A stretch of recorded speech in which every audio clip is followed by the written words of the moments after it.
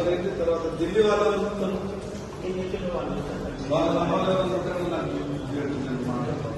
కావాలంటే లిఫ్ట్ కావాలండి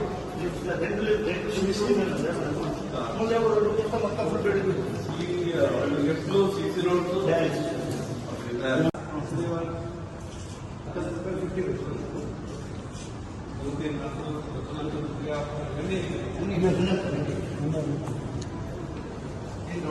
ग्राउंड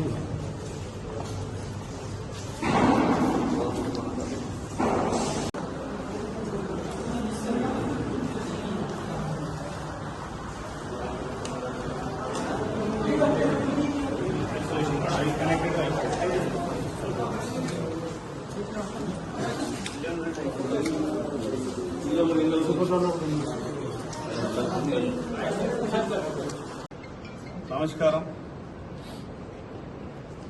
వైద్యపరంగా 2 సంవత్సరాలు ఆదిలాబాద్ ప్రజలు ఏ చిన్న నొప్పి వచ్చినా రోగం వచ్చినా హైదరాబాద్ లేదా నాగ్పూర్ పోతే కానీ రోగం నయమయ్యేటటువంటి పరిస్థితి లేదు.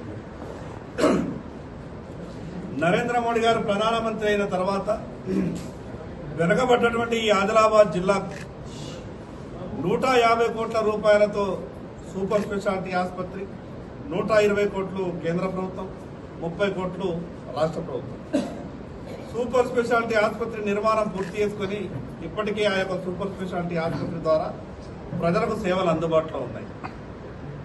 మరి అదేవిధంగా ఈరోజు క్రిటికల్ కేర్ సెంటర్ ఈ యొక్క బ్లాక్ 23 కోట్ల రూపాయలతో మంజూరు చేసుకుని ఇప్పటికీ 100% పనులన్నీ కూడా పూర్తి చేసుకొని ప్రైవేట్ కార్పొరేట్ ఆసుపత్రుల కన్నా ఎక్కువ మెరుగైనటువంటి సేవలు అందించాలన్న ఒక గొప్ప ఆలోచనతోని పేదవాళ్ళు సైతం కార్పొరేట్ ఆసుపత్రులకు పోవాలంటే ఇబ్బందులు.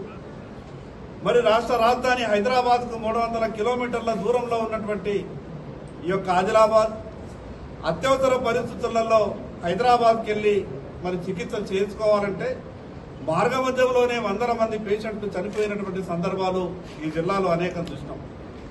ఆ బాధల నుండి దూరం కావాలా, ఈ ఆదిలాబాద్ జిల్లా ప్రజలు కూడా మెరుగైనటువంటి వైద్యం దొరకాలన్నటువంటి ఆలోచనతోని 100% ఈరోజు కేంద్ర ప్రభుత్వ నిధులతో 23 కోట్ల రూపాయలతోని ఈ యొక్క క్రిటికల్ కేర్ సెంటర్ను ఇప్పటికే మనం పనులని కూడా పూర్తి చేసుకున్నాం. ఈ పనులని పూర్తయిన తర్వాత ఈ యొక్క క్రిటికల్ కేర్ సెంటర్ని ప్రారంభించడానికి ఒక తేదీని కూడా త్వరలోనే ఖరారు చేయబోతా ఉన్నాం. దానికి జిల్లా ఇన్ఛార్జ్ మంత్రి గారిని, అదేవిధంగా రాష్ట్ర వైద్య ఆరోగ్య శాఖ మంత్రి గారిని, కేంద్ర వైద్య ఆరోగ్య శాఖ మంత్రి గారిని ఈ యొక్క ప్రారంభోత్సవ కార్యక్రమానికి స్థానిక శాసనసభ్యునిగా నేను పిలవాలన్నటువంటి ఒక ఆలోచనతోనూ ఇప్పటికే జిల్లా ఇన్ఛార్జ్ మంత్రికి, అదేవిధంగా వైద్య ఆరోగ్య శాఖ మంత్రికి, కేంద్ర మంత్రికి కూడా ఈ యొక్క సమాచారాన్ని ఇచ్చినాం.